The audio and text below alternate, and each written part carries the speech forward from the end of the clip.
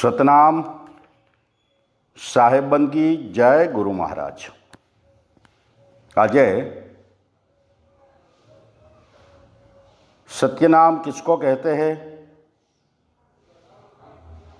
उसके ऊपर एक सत्संग करेंगे। सत्संग नितिन साहिब जी का ही है, तो आइए देखते हैं क्या कहती है गुरु जी की वाणी। हमारा जो सत्संग है, हमारा जो मूल उद्देश्य है वो क्या है? वो सत्यनाम को उजागर करना है। सत्यनाम क्या होता है? सत्यनाम वो होता है जिसको कभी कोई नहीं पैदा करता है और ना ही उसका कभी नाश होता है। वो सत्यनाम किसी भाषा का गुलाम नहीं होता, किसी जात का गुलाम नहीं होता, किसी धर्म का गुलाम नहीं होता। वो सत्यनाम अपने आप में पूर्ण होता है। उसी को पूर्ण परमात्मा बोला जाता है, उसी को पूर्ण ब्रह्म बोला जाता है, उसी को सर्वे सर्वा बोला जाता है, जो हर पंथ का, हर धर्म का, हर जात पात का के इंसानों का, जानवरों का, जो भी कुछ है इस दुनिया में, वो सब का परमपिता कहलाता है। उसके बिना इस संसार में सब अधूरा है। अगर वो नहीं तो कुछ भी नहीं। उसी सत्यनाम का जो हम प्रचार कर रहे हैं, उसी के बारे में सारे सत्संग है। अगर आप और से सुनोगे तो हर सत्संग में शुरुआत कहीं से भी हो सत्संग, लेकिन अंत जाके शब्द में ही हो जाता है।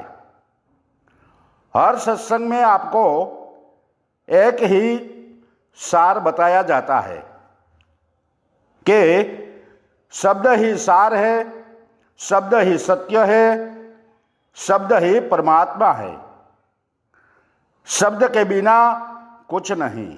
शब्द के बिना अगर कुछ भी है तो वो माया है,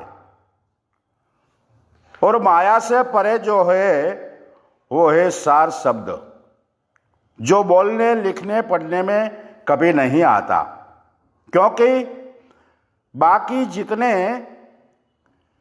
बोलने लिखने पढ़ने में, बाकी जितने बोलने लिखने पढ़ने वाले जितने भी नाम हैं, ये सब इंसानों के द्वारा बनाया गया है।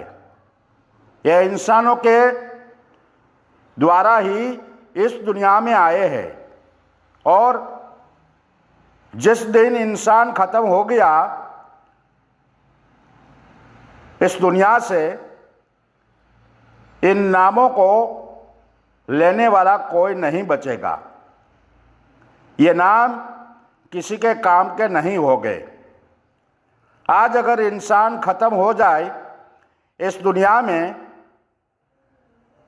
तो ये जितने भी ग्रंथ है, ये जितने भी नाम है, ये जितने भी भगवानों के नाम है, ये सब जीरो हो जाएंगे। कौन लेगा इनको? किसी जानवर के काम के नहीं है। ये केवल और केवल इंसान के काम के है। इंसानों ने बनाया है अपने मतलब के लिए, अपनी बातों को समझाने के लिए, नहीं तो किसी भी जानवर ने आज तक 52 अक्षरों का उपयोग नहीं किया।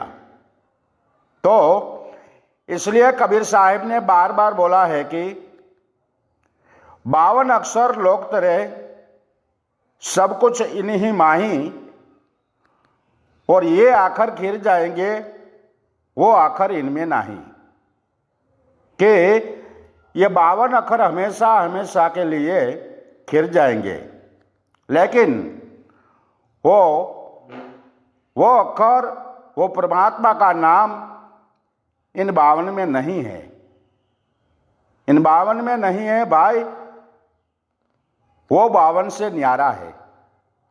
इसलिए साहेब ने बार बार 52 अक्षरों का भेद खोलते हुए बोला कि जब 52 का टूटे डोरा, सहजे छूटे काल चकोरा, फिर नहीं आए फिर नहीं जाए, और सार शब्द में रहे समाये।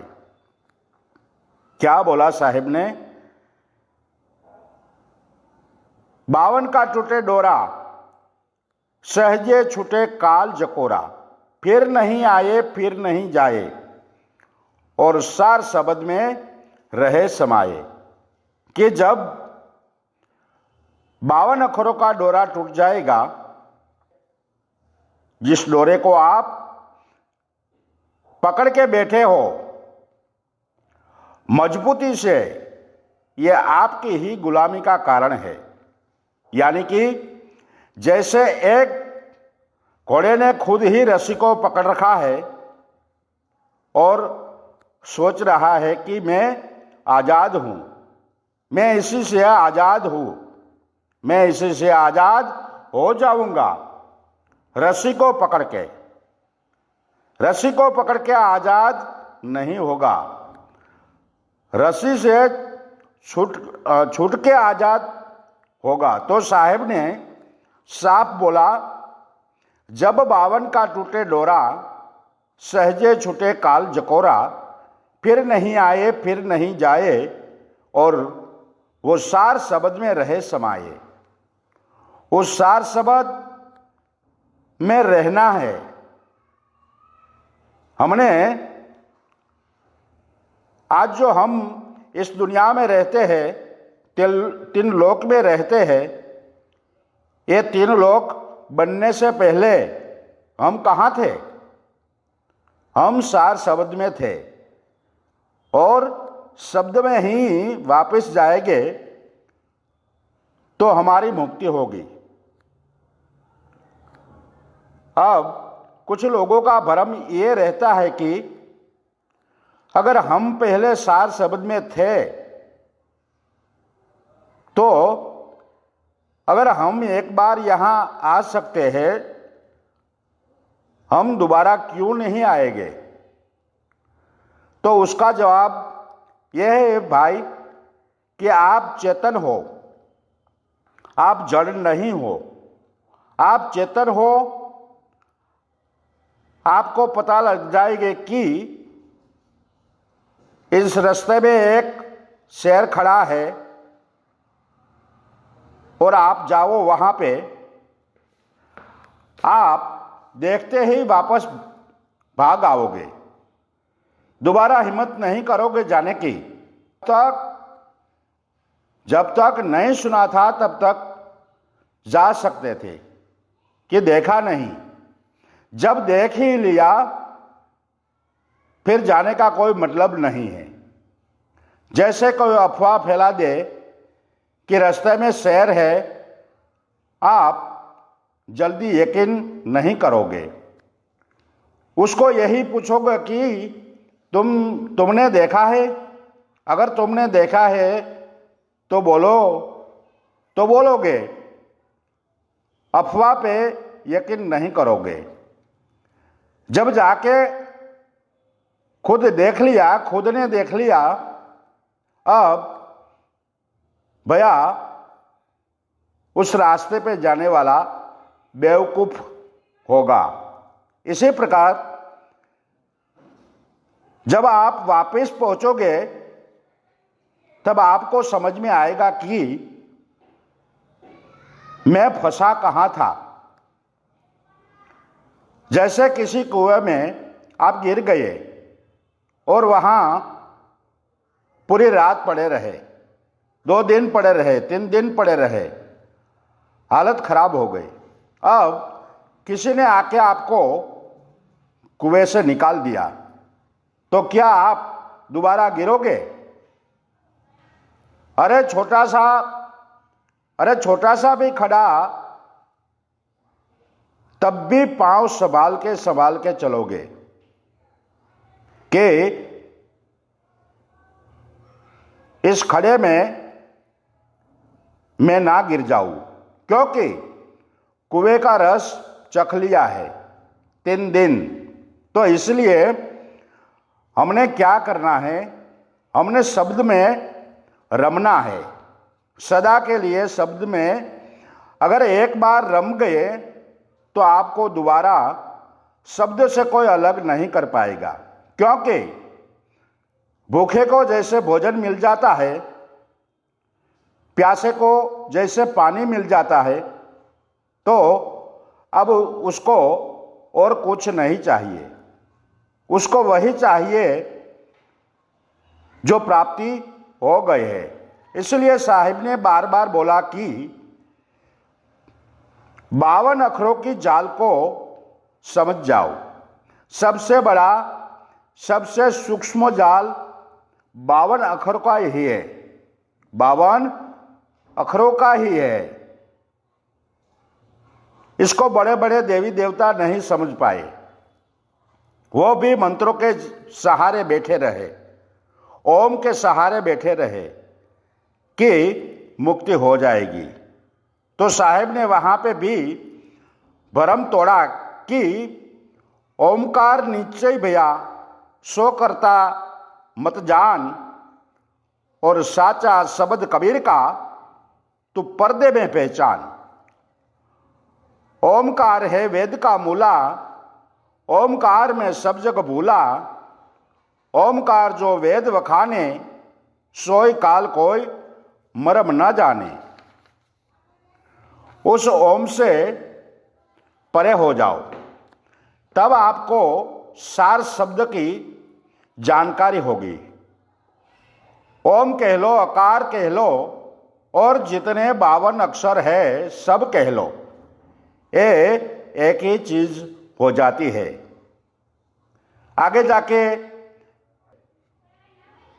अभी अलग अलग लग रहे हैं ये, लेकिन जो भी चीज मुंह से निकल गई वो एक ही हो जाती है। इसलिए साहिब ने निवेड़ा ही कर दिया कि होठ कंठ लागे नहीं, जिभ्या नहीं उचार, और गुप्त वस्तु को जो लखे सो हंस है हमार। उस गुप्त वस्तु को लखना है। जब तक वो वस्तु आपको नहीं मिली, जब तक सारे नाम जितने मर्जी जप लो, आपका काम नहीं बन पाएगा, आपको मोक्ष नहीं, मुक्ति नहीं मिल पाएगी। साहेब ने बिल्कुल साफ बोल दिया कि कोटि नाम संसार में इनसे मुक्ति ना होय, गुप्त नाम सत्पुरुष का बूझे विरला कोई। उसको बूझना है, जब तक उसको बूझोगे नहीं, जब तक समझ में नहीं आएगा। इसलिए साहिब ने बोला 52 अक्षर जीभ आधारा, और आदि अक्षर जिभ्या से न्यारा। वाही को सत सुबरण कहिए, और सिमर सिमर नर उतरो पारा।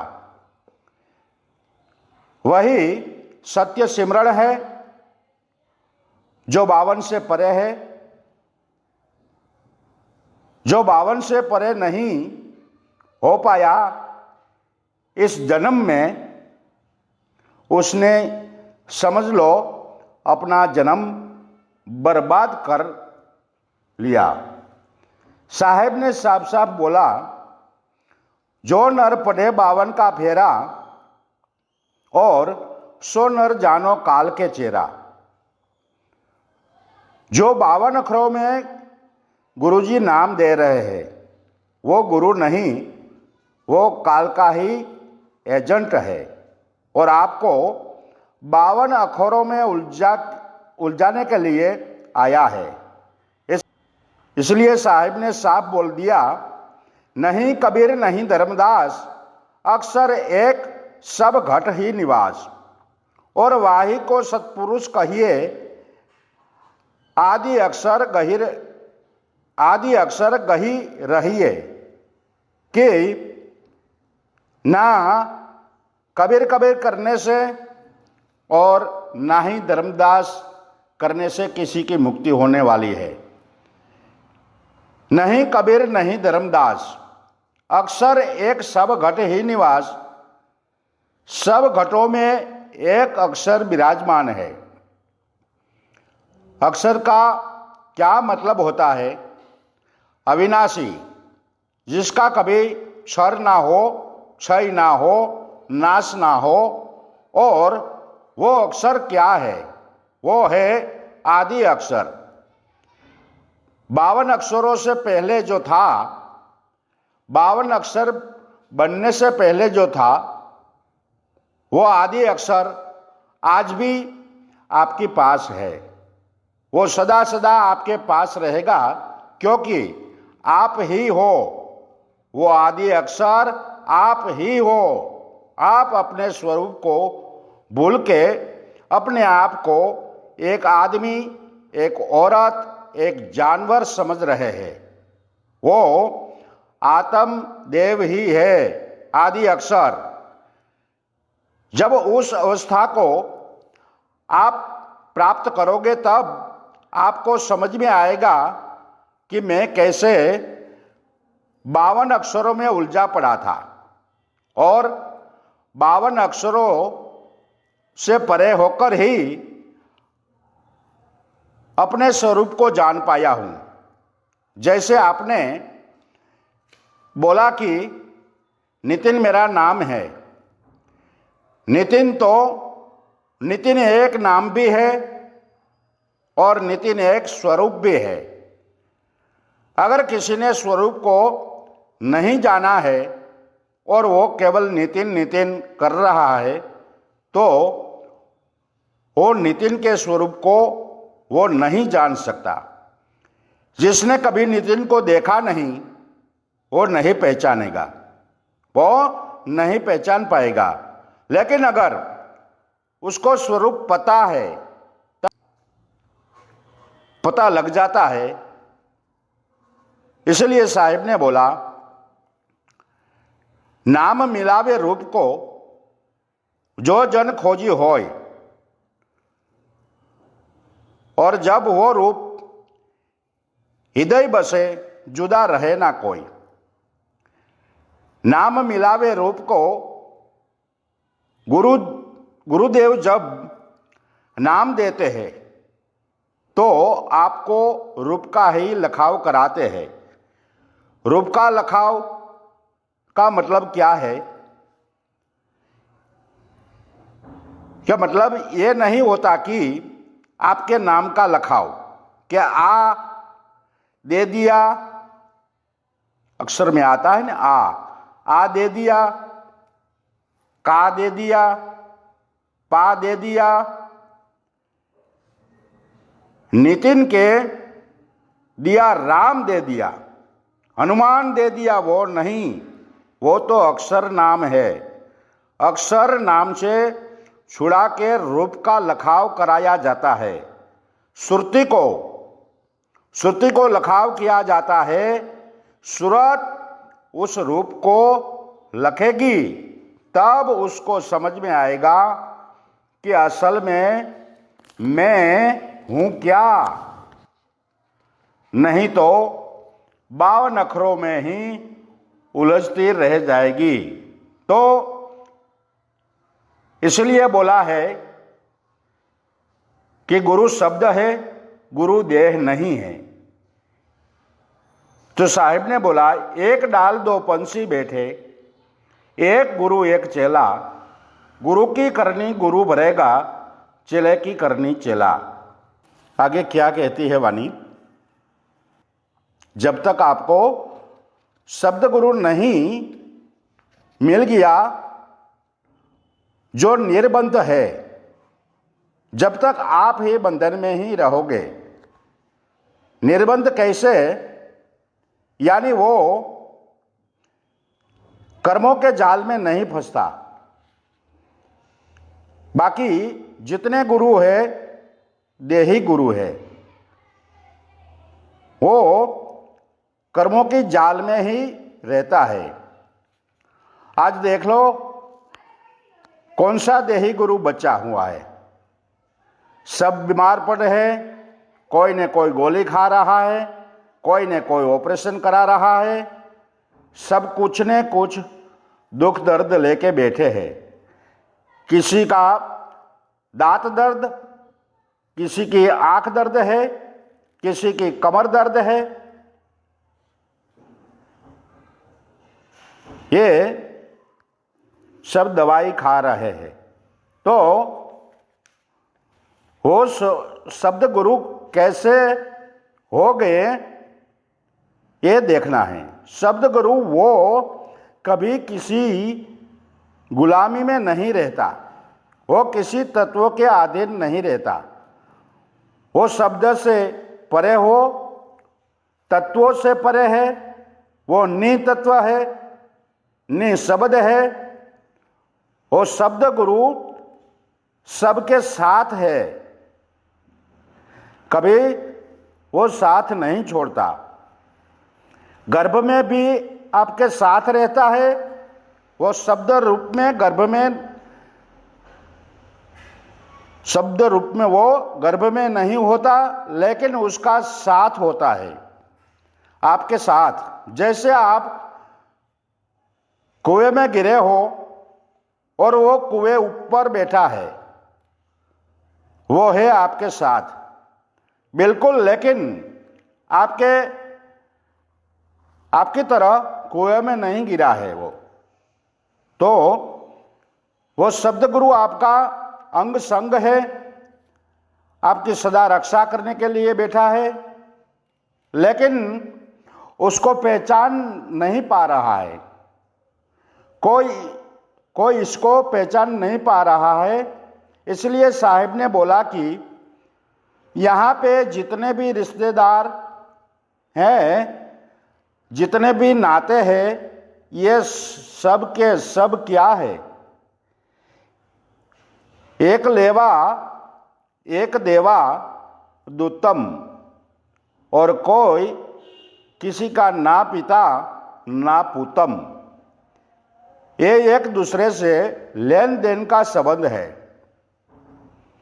कोई पिता बन के बैठा, कोई पुत्र बन के बैठा है, कोई माँ बन के आ गई, कोई बेटी बन के आ गए हैं। एक दूसरे से लेन देन का संबंध है। एक लेवा एक देवा दुत्तम।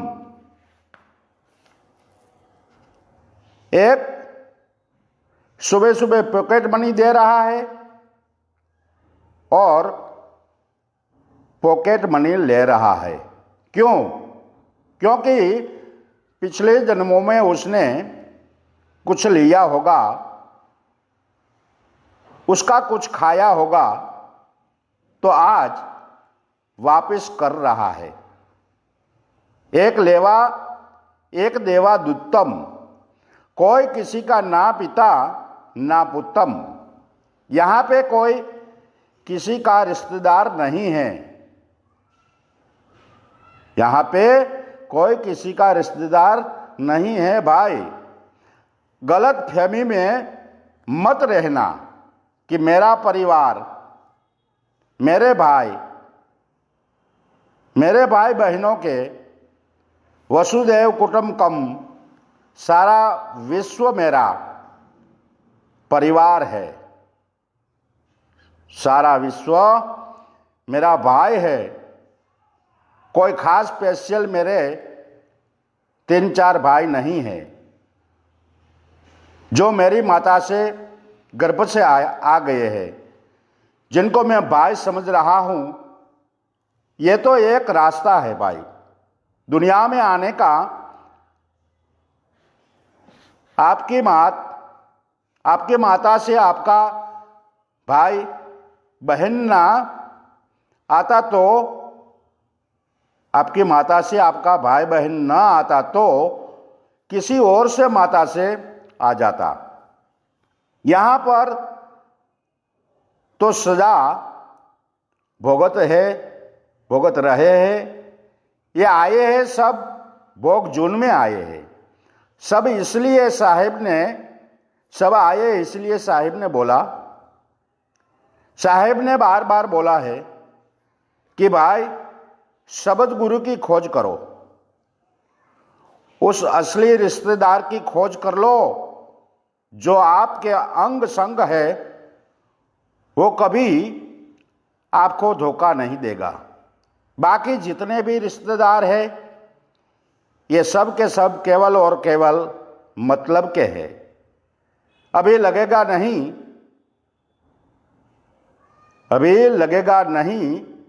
नहीं मतलब के कैसे हो सकते हैं, लेकिन जब कभी मतलब पड़ेगा तब समझ में आएगा।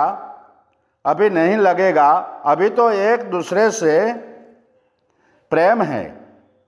जब माया नाश नचाएगी तब बीच में माया आ जाएगी तो भाई का दुश्मन, पिता पुत्र का दुश्मन, माँ बेटी की दुश्मन। अभी माया ने नाच नचा रही है, अभी माया सबको नाच नचा रही है, इसलिए बड़े प्यार लग रहा है। तो साहिब कहते हैं जन्म जन्म भयो घर आया दूत, आया पूत और पूत नहीं आया जमदूत।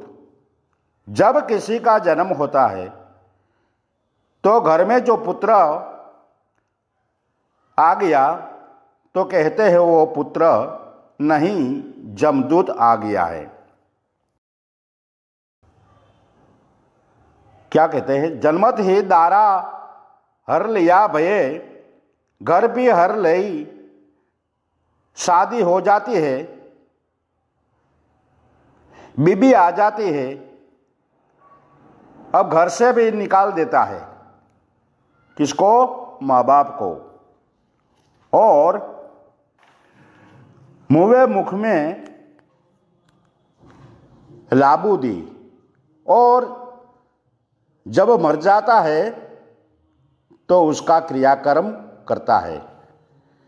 देखो मेरे पिताजी है, मेरे पिताजी उसके नाम के लंगर चलाते हैं, ये करता है, सब कुछ कराता है, और जीते जी उसको क्या कहता है, उसको धक्के लगाता है, उसका कहा नहीं मानता। ये सबका सब खेल है, ये माया का खेल है। माया का किसी पिता को लगता है कि मेरे 4 पुत्र हैं, बहुत आज्ञाकारी है, जरा बोल के देखना कि एक को चारों में से एक को थोड़ा ज्यादा प्रॉपर्टी दूंगा, ज्यादा पैसा दूंगा। अभी समझ में आ जाएगा कि कितने आज्ञाकारी है। 2 मिनट में पता लग जाएगा। तो यह सब माया का खेल है, यह माया ने उलझा रखा है, इसलिए इसी माया से परे हमें जाना है। शब्द स्वरूप में अगर एक बार आप शब्द स्वरूप में लीन हो गया, फिर ये माया आपका कुछ नहीं बिगाड़ लेगी। कुछ बिगाड़ सकती नहीं है। फिर तो आपके सामने सब जीरो है।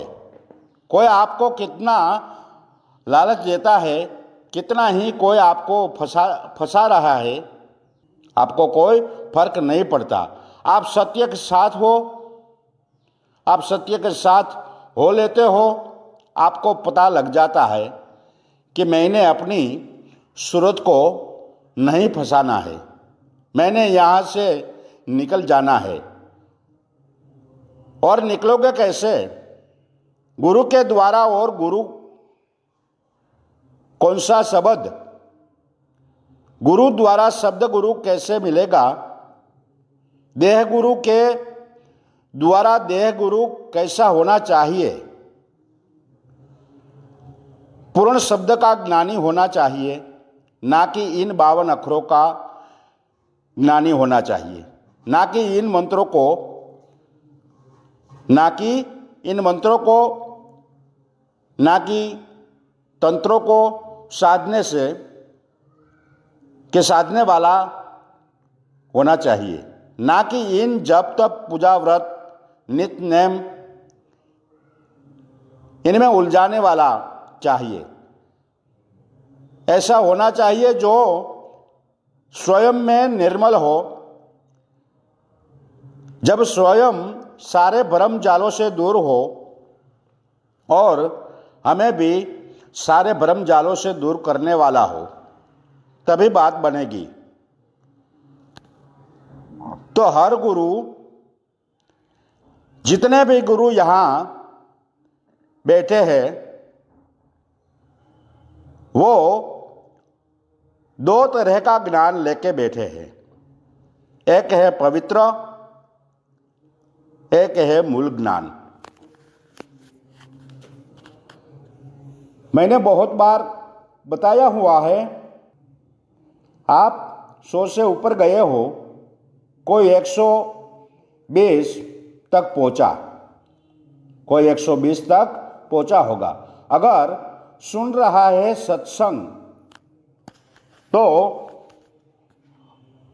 अच्छी तरह समझ गया होगा कि पवित्र ज्ञान क्या है, मूल ज्ञान क्या है।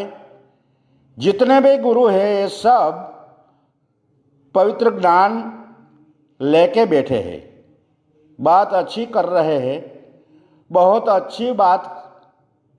एक छोटे से जीव को कुछ नहीं जानता उसको भी ज्ञानी बना रहा है। लेकिन पवित्र ज्ञान से मुक्ति नहीं मिलेगी, पवित्र ज्ञान से ऊपर कर देगा, लेकिन आपको मूल तक नहीं पहुंचाएगा, मूल तक नहीं पहुंच पाएगा। उसके लिए मूल ज्ञान बना है। इसलिए धर्मदास जी को बोला, पवित्र ज्ञान तुम जग में बाखो और मूल ज्ञान गुप्त कर राखो। मूल ज्ञान बाहर जो पढ़ी तो बिजली पेटी हंस ना तरही।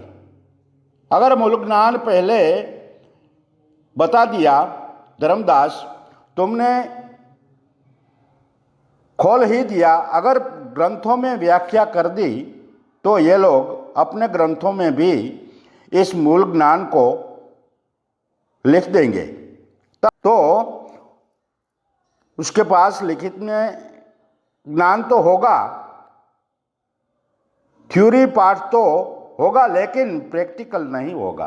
अब प्रैक्टिकल नहीं होगा तो लोग भ्रमित हो जाएंगे कि नहीं, जो नितिन दास बात कर रहा है वो तो हमारे ग्रंथों में लिखी हुई है, हमारे ग्रंथों में वही बातें हैं, वही बातें लिखी गई है। तो आप समझ नहीं पाओगे कि सत्य क्या है, असत्य क्या है।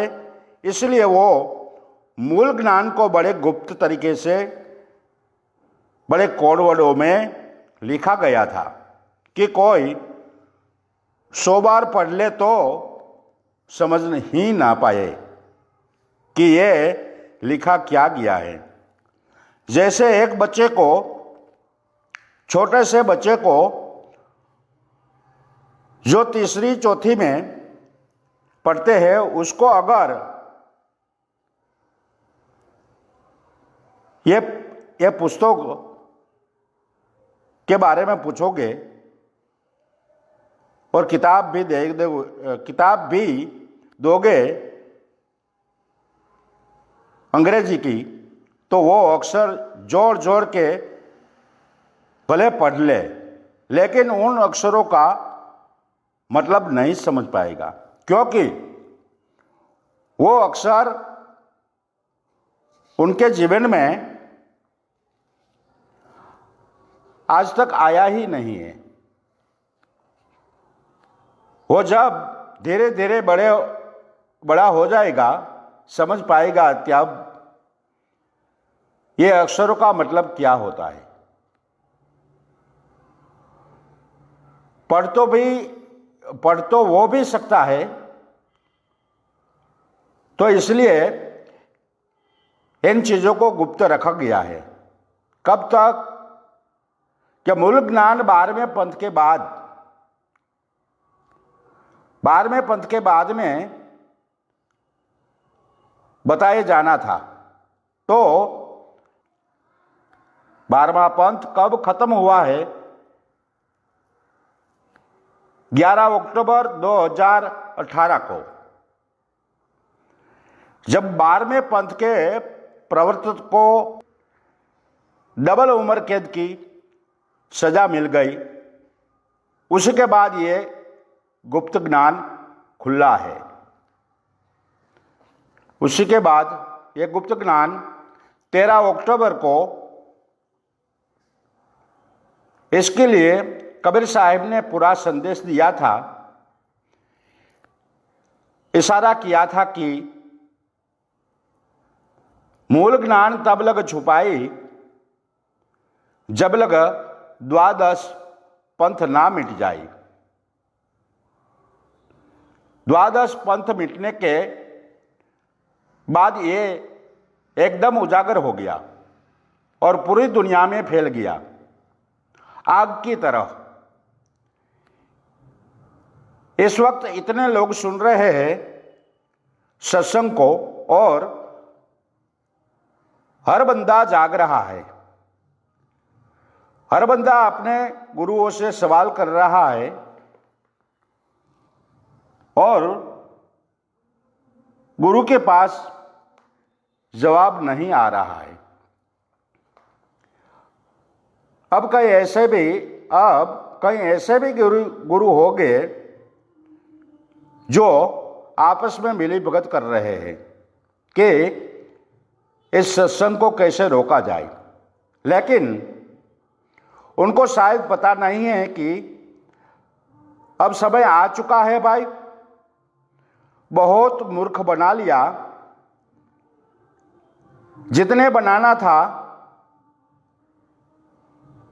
अब हर बंदा जाग रहा है, जाग चुका है। अब हर जीव जाग चुका है और यही ज्योत से ज्योत जगती जाएगी, तो पूरे संसार में एक झंडा, एक नाम चलेगा और सतगुरु बंदी छोड़ कबीर साहब का नाम चलेगा। सतनाम के सिवा कोई नाम नहीं चलेगा। और हमारा पूरा फर्ज बनता है कि हम खुद भी जागे और दूसरों को भी जगाए, तभी हमारा मनुष्य जन्म में आना सफल है। अन्यथा हम ऐसे ही आए और ऐसे ही चले गए। तो पूरा विचार करना है, पूरा विवेक करना है, एक एक बात को बड़ी गहराई से समझना है। जो भी सत्संग बताया जाता है आपको उसको बहुत अच्छी तरह समझना है। एक एक चीज क्लियर होनी चाहिए। शंका अगर है तब नाम मत लेना। अगर ये 1% भी शंका है तो नाम मत लेना, यानी दीक्षा मत लेना। और गुरु ढूंढ लेना। कोई इधर मत आना, क्योंकि अगर यहां पे भी शंका रह गई और ठीक नहीं समझ में आया तो कल्याण होना बहुत बहुत मुश्किल हो जाएगा। पहले हर गुरु के पास एक बार जाओ, देख लो क्या बता रहा है क्या नहीं, तब इस पंथ में आना भाई। अन्यथा जीवन बर्बाद मत करना। अच्छी तरह समझ लो, 100 सत्संग सुन लो, 200 सत्संग सुन लो, 500 सत्संग सुन लो, 1000 सत्संग सुन लो, 1000 सत्संग तक आएगा। टोटल इसमें हर शंका का निवारण हो जाएगा। आप बिल्कुल चिंता ना करें। लेकिन जब भी आना होगा तो पक्के पैर आना, मजबूत पैर आना, कच्चे पैर मत आना, बिल्कुल भी नहीं। क्योंकि हमारे पंथ को ना तो कभी भीड़ की जरूरत पड़ी है और ना ही हमें पड़ेगी। जिस दिन ज्यादा भगत होने लग जाएगा तो उसी दिन हम आश्रम में आना ही बंद करवा देंगे कि नहीं आना है। आश्रम अपना घर बैठे भक्ति करो। आश्रम आने से कुछ नहीं होता। अपने घर में भक्ति करो, नाम लो और भक्ति करो। क्यों ट्रेनों में बसों में किराए भोगते हो? हमारे यहाँ भी बिल्कुल भीड़ नहीं चाहिए। यहाँ भीड़ का कोई काम नहीं है। हमारे यहाँ सत्य की बात होती है। सत्य प्राप्त करो और अपना घर में भक्ति करो और भजन करो, तो इसके साथ आज का सत्संग समाप्त करेंगे। और कोई भी मेरे भाई को शंका होती है वो मुझे व्हाट्सएप मैसेज कर सकते हैं। मैं उसी से आगे रिलेटेड सत्संगों में हर चीज खोल के बताऊंगा।